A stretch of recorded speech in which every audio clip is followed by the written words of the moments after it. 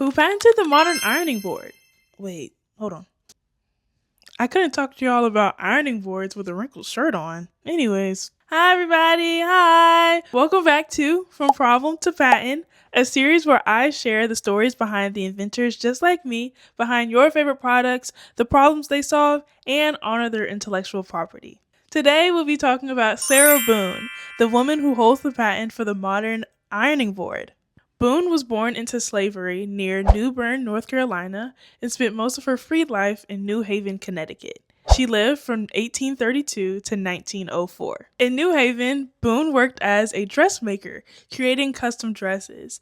These pieces often featured a tight corset, it was lucky giving fitted, okay? And long fitted sleeves that were wide at the shoulders but tight at the wrist. Therefore, it was a mess trying to iron these garments before giving them to her clients. She would use kitchen tables, wooden planks propped up on chairs, all the possible surfaces we can try to find when we realize we don't have an ironing board to iron our clothes.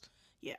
However, nothing worked well for the specific sleeve that she specialized in. So instead of just dealing with it, she asked herself, what can I do to make ironing sleeves better? That is where the curve at the top and its narrow shape came from, so that the board could fit inside the sleeves and make the process of ironing more effective. Because it was wood at the time, she added padding on top to reduce the imprints that the heat would make on the board, as well as made it collapsible for easy storage. And now it's patented! Its utility patent was granted in April of 1892 when she was 60 years old, after being filed in July of 1891. Ironing boards are now used in millions of homes and establishments around the world, and even though they may have evolved over time, the same details and concepts from Sarah Boone's patent still remain. Even 134 years later, she exemplifies legacy and timelessness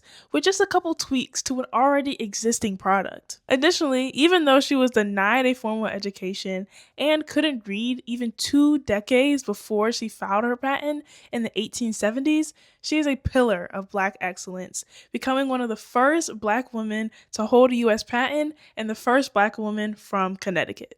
So the next time you use an ironing board and even use this corner piece for your sleeves, you can thank Sarah Boone for improving a product she used every day and blazing a trail while doing it. And that's all for today. Comment the dress emoji if you watched until the end and let me know who I should feature next. And remember, no problem is ever too small. Who knows? It could be solved by a patent someday.